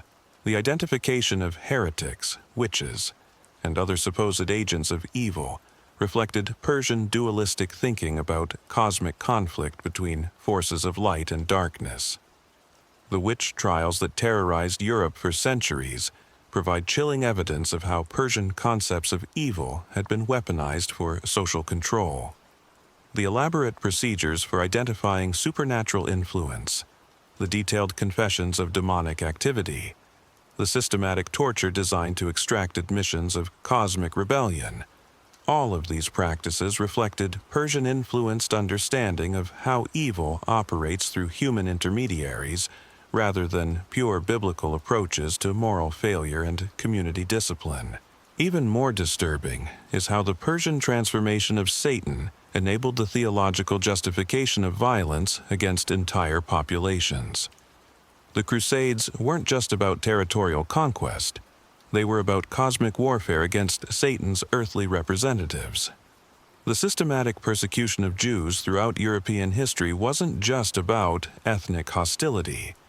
It was about eliminating supposed agents of cosmic evil. The colonial conquest and European populations wasn't just about economic exploitation. It was about extending enslavement of non-divine light inted by darkness. This territories control Persian-influenced theology provided the ideological framework for European imperialism that would reshape global civilization. The mission to convert pagan populations wasn't just about religious expansion. It was about cosmic warfare against Satan's territorial control. The destruction of indigenous religious traditions wasn't just cultural suppression. It was spiritual liberation from demonic influence. The establishment of European political and economic dominance wasn't just imperial conquest. It was the extension of divine kingdom against forces of darkness. The theological implications become even more chilling when we examine how Persian concepts influenced Christian understanding of human nature itself. The doctrine of original sin, developed by Augustine in the 5th century, reflects Persian dualistic thinking about cosmic corruption more than pure Hebrew understanding of human moral responsibility. If human beings are born corrupted by cosmic evil forces, rather than created good but capable of moral choice, then they require institutional salvation rather than personal moral transformation. This theological shift from Hebrew concepts of covenant relationship to Persian-influenced concepts of cosmic rescue fundamentally altered how Christianity understood its mission in the world. Instead of calling people to faithful obedience within covenant community, Christianity became a salvation industry that claimed exclusive power to rescue souls from cosmic spiritual warfare between forces beyond human control. The economic implications of this theological transformation were staggering. If salvation depends on institutional mediation rather than personal moral transformation, then religious institutions become essential service providers rather than voluntary communities. The development of indulgences, the sale of spiritual protection, the elaborate systems of religious taxation, all of these economic structures that funded medieval church power reflected Persian-influenced theology more than pure biblical understanding of divine grace. The Persian origins of Satan also explain why Christian theology developed such complex systems of spiritual hierarchy and religious authority. If cosmic evil operates through organized demonic forces, then divine good must operate through corresponding institutional structures. The elaborate church hierarchies, the claims of apostolic succession, the assertions of exclusive spiritual authority, all of these developments reflect Persian religious organizational principles more than the simple community structures described in earliest Christian texts. But perhaps the most devastating legacy of Persian influence involves how it transformed Christian understanding of the material world itself. Persian dualism introduced suspicion of physical existence that fundamentally altered how Christians related to earthly life. Instead of affirming creation as divine gift requiring faithful stewardship, Christianity developed otherworldly orientation that devalued material existence in favor of spiritual escape. This theological shift had profound implications for how Christian civilization approached everything from scientific inquiry to environmental stewardship to social justice. If the material world represents territory contested between cosmic forces of good and evil, rather than divine creation requiring faithful care, then engagement with earthly concerns becomes secondary to preparation for spiritual warfare and eternal destiny. The Persian transformation of Satan reveals something truly terrifying about how religious ideas shape civilizational development. Concepts that originated in one cultural context to address specific historical circumstances can migrate across cultural boundaries and reshape entire societies in ways that fundamentally alter human consciousness and social organization. The theological frameworks that govern how people understand reality don't just influence individual belief, they structure entire civilizations. The evidence for this Persian infiltration continues to accumulate as scholars gain access to more ancient texts and develop better understanding of how cultural exchange operated in the ancient world. Archaeological discoveries in Central Asia have revealed extensive Persian religious literature that parallels Jewish and Christian concepts with disturbing precision. Linguistic analysis has identified Persian loanwords and conceptual structures throughout post-exilic Jewish and early Christian texts. Digital humanities projects are mapping the transmission of religious concepts across cultural boundaries with unprecedented detail, revealing systematic patterns of theological influence that operated below conscious awareness. Comparative religious studies are documenting specific mythological motifs and narrative structures that migrated from Persian to Jewish to Christian traditions with minimal alteration. Yet religious institutions continue to present Persian-influenced concepts as pure biblical revelation, while systematically avoiding discussion of historical evidence that would expose their foreign origins. Seminary education ignores Persian contributions to Christian theology. Religious curricula exclude mention of Zoroastrian connections to fundamental Christian beliefs. Popular religious literature maintains the fiction that Christian doctrine developed in isolation from foreign cultural influences. The institutional investment in concealing this history reveals something deeply disturbing about how religious authority operates in contemporary society. Religious leaders understand that acknowledging Persian origins of central Christian concepts would undermine claims of unique divine revelation and exclusive truth that justify institutional power and financial support. The systematic suppression of historical knowledge serves institutional interests rather than truth-seeking or spiritual development, but the suppression becomes increasingly difficult to maintain as information becomes more accessible, and scholarly research reveals more detailed evidence of Persian influence. Young people educated in universities encounter historical evidence that contradicts religious education they received in childhood. International travel and cultural exchange expose believers to religious traditions that contain elements they recognize from their own faith backgrounds RAPI enables. The internet dissemination of scholarly research that previously remained confined to academic circles. Social media platforms allow discussion of controversial religious topics that traditional religious authorities would prefer to suppress. The democratization of information makes systematic concealment of historical evidence increasingly impossible to sustain. The Persian origins of Satan represent a test case for how religious communities will respond to historical evidence that challenges traditional theological claims. Will religious institutions acknowledge foreign influences on sacred concepts and develop more nuanced understanding of how divine truth might work through human cultural processes? Will believers embrace intellectual humility about the historical development of their faith traditions? Will religious education incorporate scholarly research about the origins and development of theological concepts? Or will religious authorities double down on claims of exclusive revelation and unique truth, dismissing historical evidence as secular attack on faith? Will believers retreat into fundamentalist certainty that rejects any information threatening traditional theological assumptions? Will religious communities become increasingly isolated from scholarly research and historical knowledge? The answers to these questions will determine whether religious traditions can adapt to contemporary knowledge about their own historical development, or whether they will become increasingly irrelevant to educated populations who cannot ignore evidence that contradicts official institutional narratives.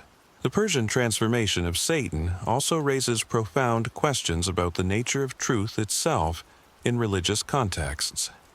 If fundamental theological concepts have foreign cultural origins that predate their appearance in sacred texts, what distinguishes divine revelation from human cultural creativity? If religious ideas develop through historical processes of cultural exchange and theological synthesis, what basis exists for claims of supernatural origin and exclusive authority? These questions don't necessarily invalidate religious faith, but they do require more sophisticated understanding of how divine truth might operate through human cultural processes rather than bypassing them entirely. They suggest that religious wisdom might emerge through intercultural dialogue and creative theological synthesis rather than through isolated revelation to particular communities. They imply that truth might be discovered through engagement with diverse traditions, rather than through exclusive commitment to single doctrinal systems. Yet, most religious institutions resist these implications because they threaten traditional claims of unique authority and exclusive truth that justify institutional power and denominational distinctiveness. The Persian origins of Satan reveal how thoroughly religious concepts that billions of people consider sacred truth actually emerged through human cultural processes that operated according to recognizable historical patterns rather than supernatural intervention alone. Understanding this history doesn't require abandoning religious faith, but it does demand intellectual honesty about how religious truth develops through human cultural interaction rather than divine communication that transcends historical circumstances. It requires recognition that religious concepts might reflect cultural creativity and theological innovation rather than pure supernatural revelation. It suggests that religious authority should be earned through demonstrated wisdom and compassion, rather than claimed through institutional position and doctrinal orthodoxy. The story of how Angra Mainyu became Satan demonstrates that human religious consciousness has been profoundly shaped by cultural forces that most believers never recognize. The cosmic battle between good and evil that defines Western religious imagination, the expectation of final judgment and eternal punishment that motivates religious behavior, the understanding of salvation as divine rescue from spiritual warfare. All of these concepts that billions of people consider eternal divine truth actually originated through cultural exchange between ancient civilizations responding to specific historical circumstances. The Persian fingerprints throughout Christian theology reveal that religious ideas don't develop in cultural isolation, but emerge through complex networks of intercultural contact, theological borrowing, and creative synthesis that operate according to human social dynamics rather than supernatural intervention alone. They show how conquered peoples can fundamentally transform their conqueror's worldview through theological influence that reshapes entire civilizations without conscious recognition of the transformation process.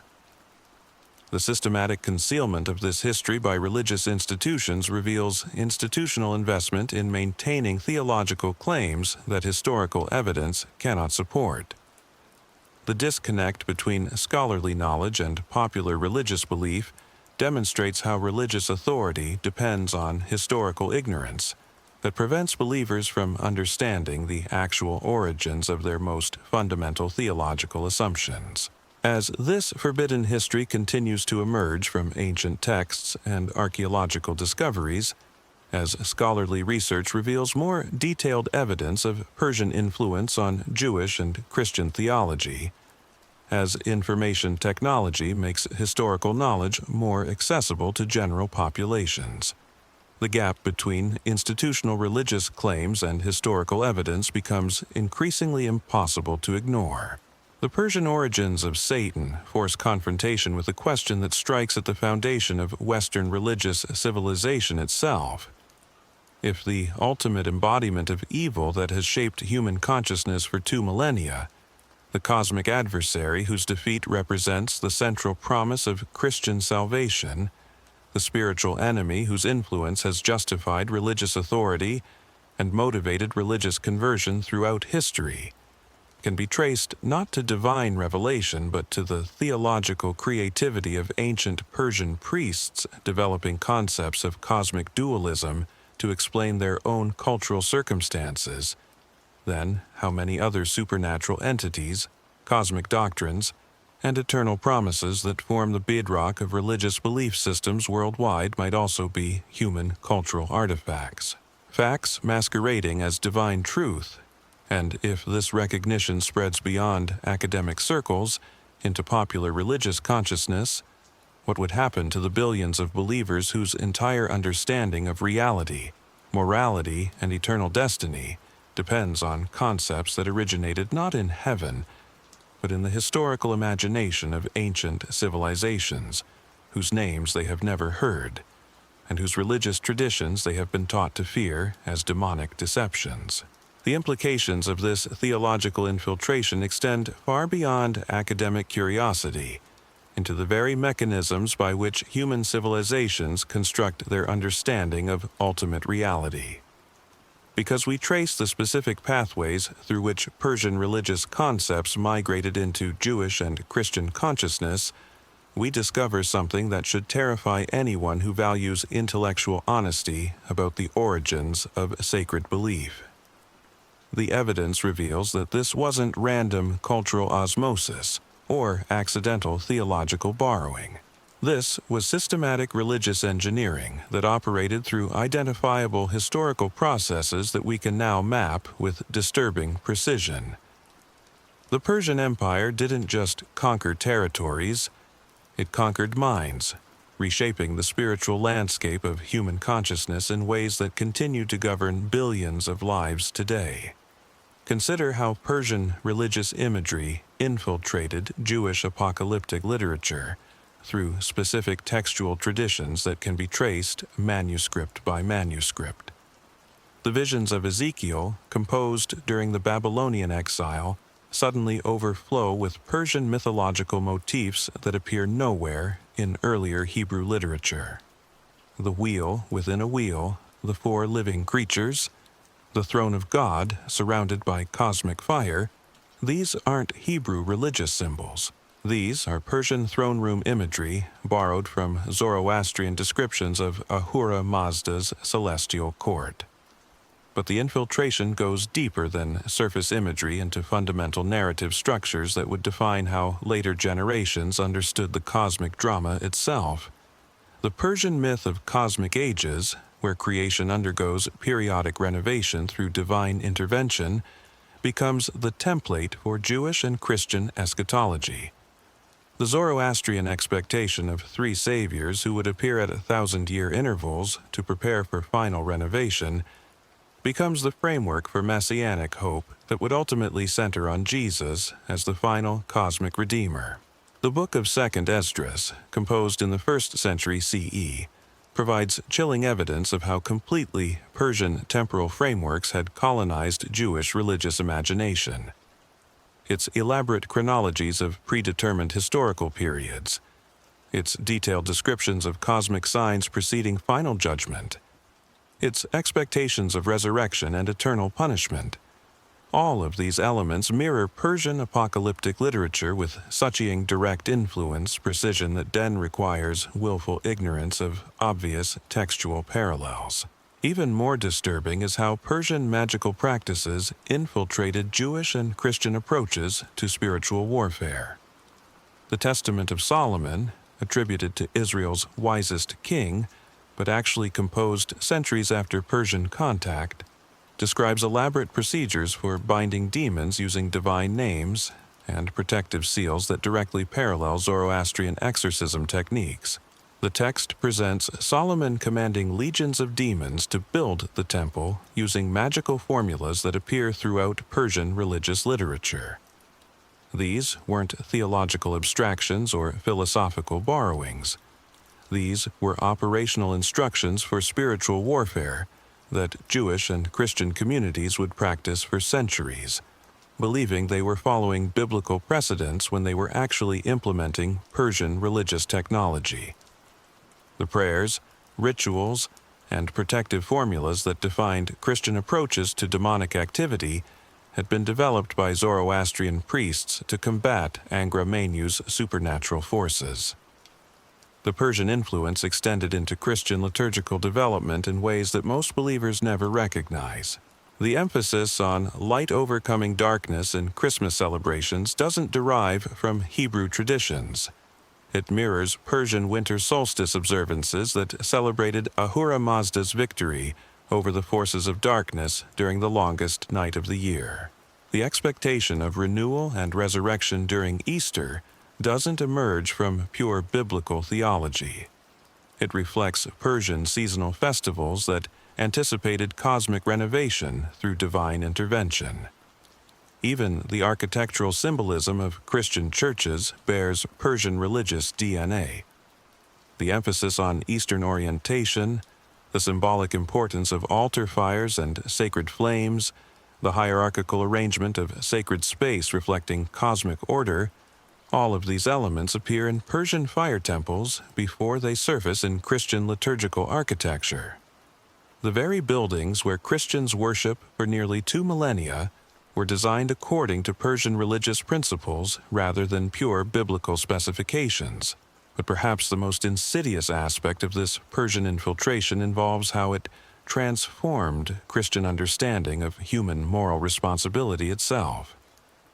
Persian dualism introduced the concept that evil operates through supernatural forces beyond human control, requiring divine intervention rather than personal moral transformation.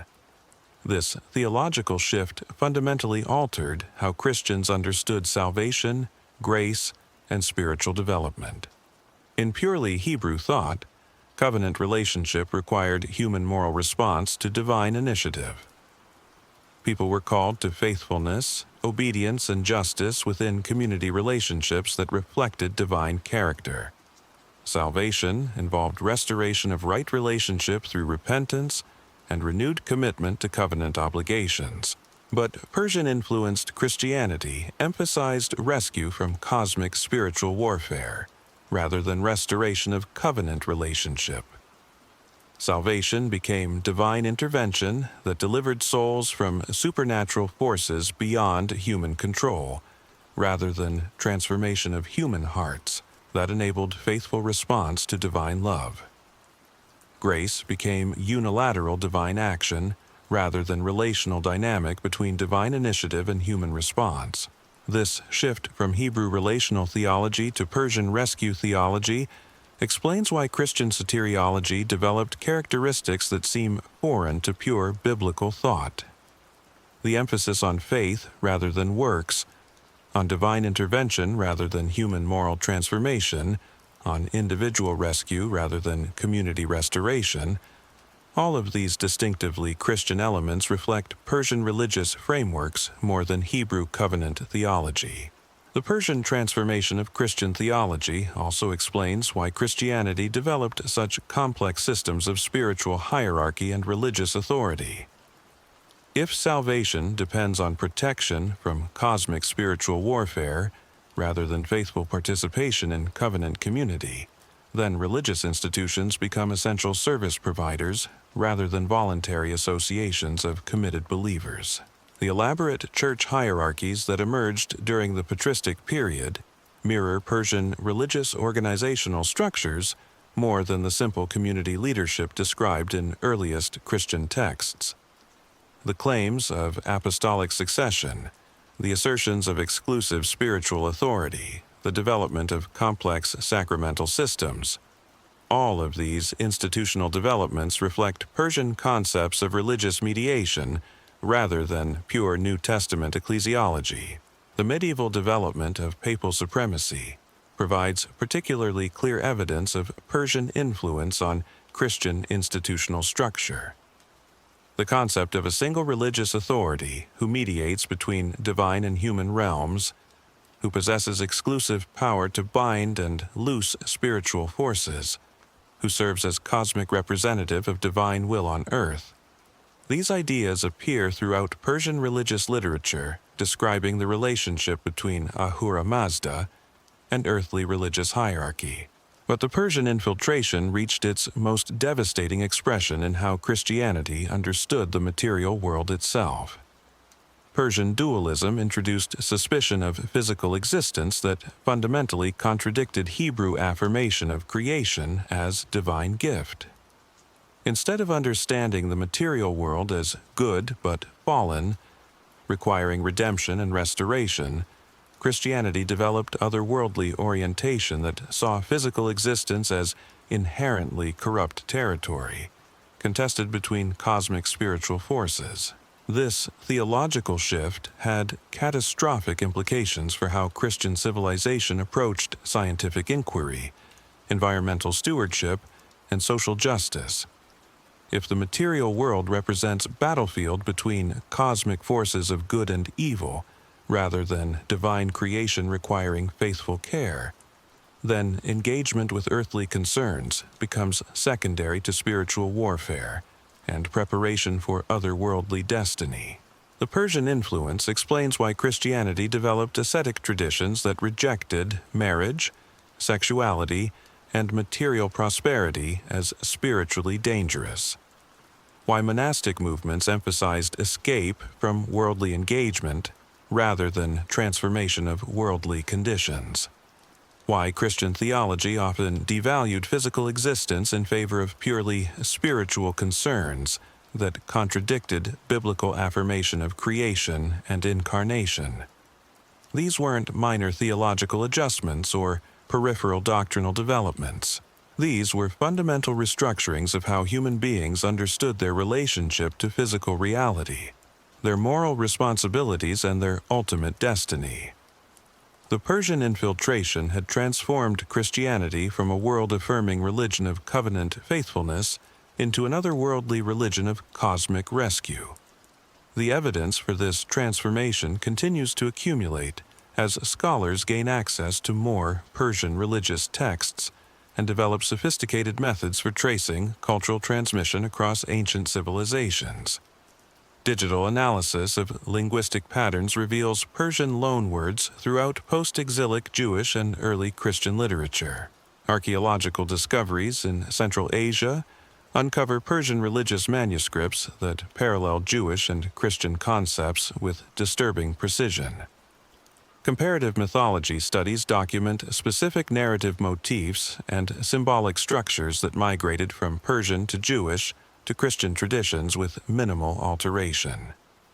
Historical linguistics traces the evolution of theological terminology from Persian religious vocabulary through Aramaic translations into Greek Christian texts. The evidence becomes more detailed and undeniable with each new scholarly investigation. Yet, religious institutions continue their systematic campaign to conceal this history from popular consciousness. Seminary curricula avoid discussing Persian influence on Christian doctrine. Religious education programs never mention Zoroastrian connections to fundamental Christian beliefs. Popular Christian literature maintains elaborate fictions about the pure biblical origins of concepts that clearly derive from foreign cultural sources. The institutional investment in historical ignorance reveals something deeply disturbing about how religious authority operates in contemporary society. Religious leaders understand that acknowledging Persian origins of central Christian concepts would undermine claims of unique divine revelation that justify institutional power and financial support. The systematic suppression of scholarly research serves institutional interests rather than truth or spiritual development. But the suppression becomes increasingly impossible to maintain as information technology democratizes access to scholarly research that previously remained confined to academic circles. International students encounter religious traditions that contain elements they recognize from their own faith backgrounds. Internet databases make Persian religious texts accessible to general populations, who can now compare them directly with familiar biblical passages. Social media platforms enable discussion of controversial religious topics that traditional authorities would prefer to suppress. Online educational resources provide historical information about religious development that contradicts official institutional narratives. The gatekeeping function that religious institutions once performed over spiritual information has been fundamentally undermined by technological democratization of knowledge. The Persian origins of Satan represent a test case for how religious communities will respond to historical evidence that challenges traditional theological claims. The evidence is now too extensive, too detailed, too systematically documented for religious authorities to continue dismissing it as a secular attack on faith or academic speculation divorced from spiritual reality. Religious institutions face a stark choice. They can acknowledge foreign influences on sacred concepts and develop more nuanced understanding of how divine truth might work through human cultural processes. They can embrace intellectual humility about the historical development of their faith traditions and integrate scholarly research into religious education. They can recognize that truth might emerge through intercultural dialogue and theological synthesis rather than through isolated revelation to particular communities. Or they can retreat into fundamentalist denial that rejects any information threatening traditional theological assumptions. They can demand blind faith that ignores historical evidence in favor of institutional authority. They can become increasingly isolated from educated populations who cannot ignore scholarly research about the origins and development of religious concepts. The stakes of this choice extend far beyond internal religious politics into the future of human civilization itself. Because the Persian transformation of Satan reveals systematic patterns of how religious ideas shape social organization, political structures, and cultural development that operate whether people recognize them or not. If religious communities cannot honestly acknowledge how their most fundamental concepts developed through historical processes of cultural exchange rather than pure supernatural revelation, they will become increasingly irrelevant to populations who demand intellectual integrity from institutions that claim moral authority. If wisdom religious leaders cannot demonstrate humility about the limitations of human understanding, they will lose credibility with generations educated to value evidence over assertion. But if religious traditions can embrace honest engagement with their own historical development, their resources might discover for spiritual wisdom that transcend denominational boundaries and cultural limitations. If believers can acknowledge that divine truth might work through human cultural processes rather than bypassing them entirely, they might find common ground with people from different faith backgrounds who share similar spiritual longings and moral concerns.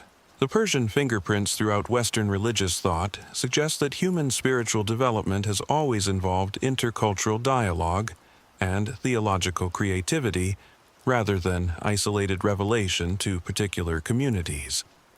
The concepts that billions of people consider most sacred emerged through complex processes of cultural contact, intellectual synthesis, and creative adaptation that operated according to recognizable historical patterns. Understanding this history doesn't invalidate religious faith, but it does require more sophisticated appreciation for how divine wisdom might manifest through human cultural interaction, rather than supernatural communication that transcends historical circumstances. It suggests that religious truth might be discovered through engagement with diverse traditions, rather than through exclusive commitment to single doctrinal systems. The Persian transformation of Satan stands as the most successful example of theological infiltration in human history.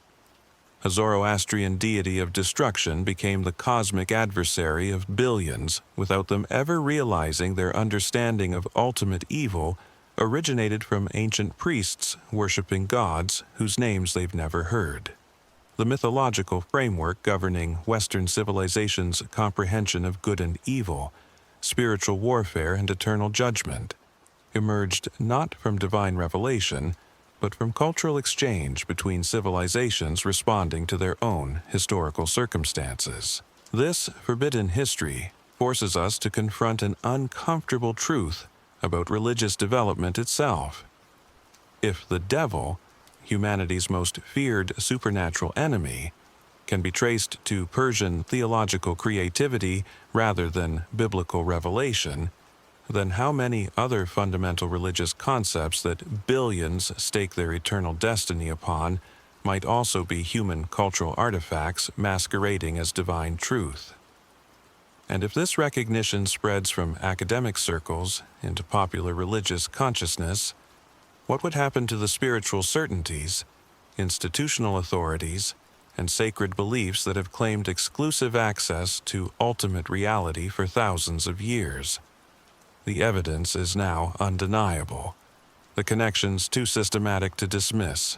The question that remains isn't whether these Persian origins exist, but whether humanity has the courage to face what this revelation means for everything we thought we knew about the nature of religious truth itself.